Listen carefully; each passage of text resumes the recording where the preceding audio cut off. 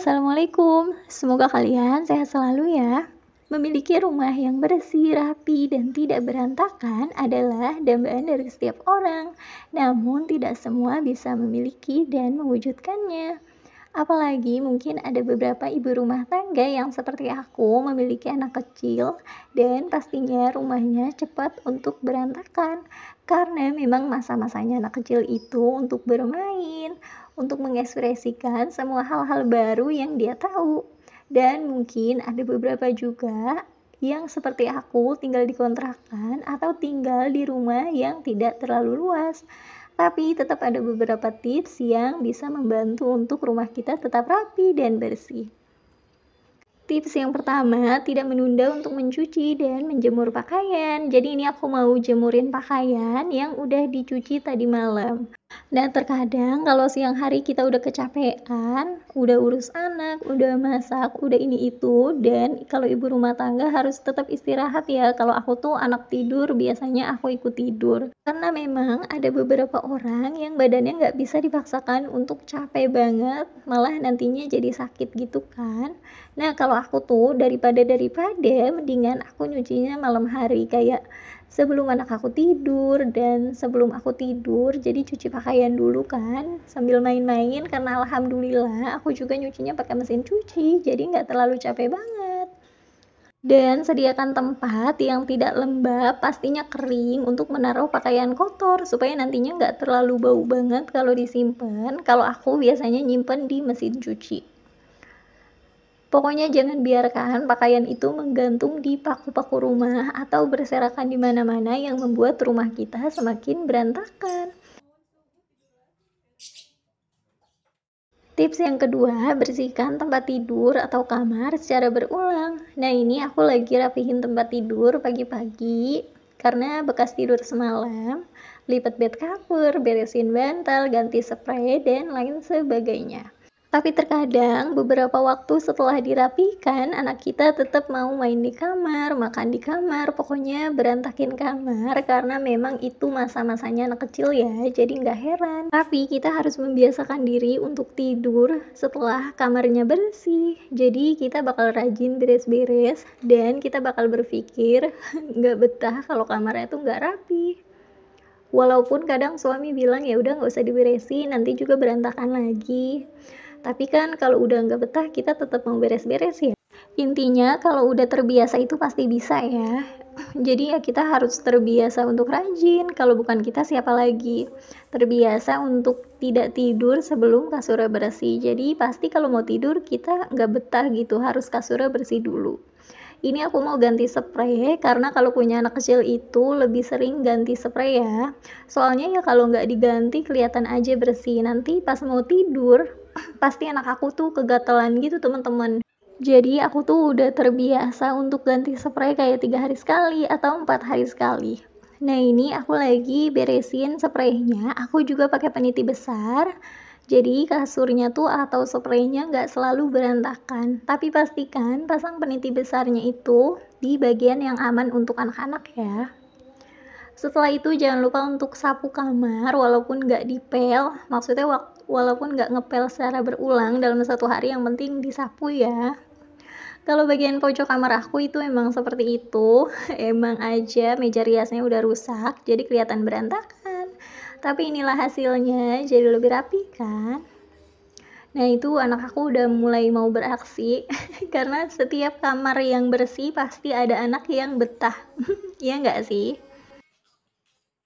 Untuk tips yang ketiga, sediakan wadah untuk menyimpan barang-barang atau mainan anak. Nah, ini kalian pasti gagal fokus banget.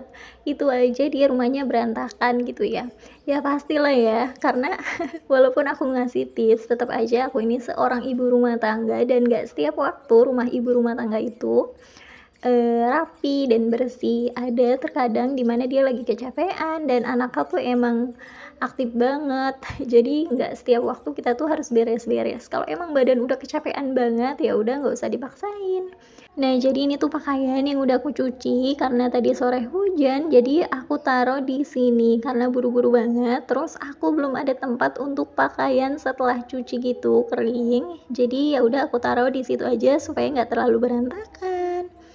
Pokoknya yang penting sebelum buka pintu rumah itu harus rapi ya, supaya dari luar tuh nggak kelihatan berantakan banget. Untuk tips yang keempat, bersihkan dapur setelah masak. Nah, jadi kalau habis masak tuh pastiin dapurnya tuh udah bersih banget, dan pastinya sebelum masak harus bersih juga ya. Ini tuh kotor banget bawahnya karena tadi aku habis masak sebentar dan itu dari atas aku sapu-sapu, aku lap-lap, makanya dia jadi kotor banget.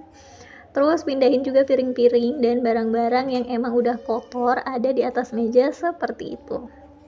Kalau memang di piring kotor tuh kayak ada nasi, itu biasanya nasinya aku taruh dulu di tempat sampah kayak gitu supaya nanti nyimpannya kan gak terlalu bau dan kotor. Apalagi untuk aku yang belum punya tempat cuci piring atau sink cuci piring, makanya kalau ada piring kotor tuh biasanya aku kumpulin dulu di wadah, nanti pagi hari baru dicuci.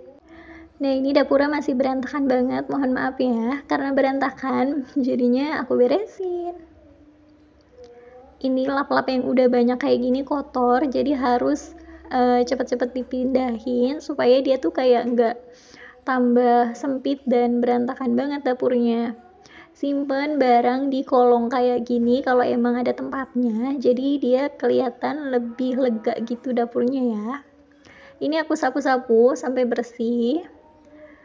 Biasanya sebelum tidur siang aku beres-beres dulu, tapi kalau anak aku lagi main banget, lagi aktif banget, jadi aku tunda dulu. Nanti kalau udah mau tidur, karena aku tidurnya bareng anak aku, jadi aku biasain sih untuk beres-beres dulu. Atau malam sebelum tidur, kalau nggak kecapean banget, aku juga beres-beres dulu supaya nanti paginya tuh udah ringan. Tips yang kelima, sapu dan bersihkan ruangan saat kotor. Jadi karena tadi udah aku beresin, tapi belum aku sapu, ini aku mau sapu, terus pindahin yang tergantung seperti ini tas, supaya nggak merusak pemandangan. Nah, ini bisa kalian lihat, udah kotor banget, sampahnya udah banyak, karena tadi dari dapur, dari kamar, dan anak aku juga kalau jajan dan makan, itu kadang masih berserakan di mana-mana jajanannya. Makanannya belum bisa makan dengan rapi. Plastiknya juga belum dibuang pada tempatnya, padahal kadang aku udah ajarin, cuma karena mungkin anak aku tuh masih kecil jadi kadang belum ngerti gitu. Ya udah, jadi aku mau sapuin aja, tapi nanti nih udah bersih kayak gini pasti kotor lagi. Nah, setelahnya pasti aku sapu lagi.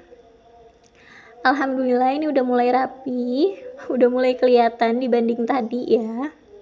Pokoknya selama kita mau untuk bersih-bersih, untuk rajin, pasti rumahnya bakalan rapi. Sebaliknya, kalau kita menunda dan berpikir nanti bakal berantakan lagi, pasti rumahnya akan berantakan terus. Nah, alhamdulillah bagian dalam udah bersih. Tips yang keenam, membersihkan halaman rumah dan membuang sampah pada tempatnya.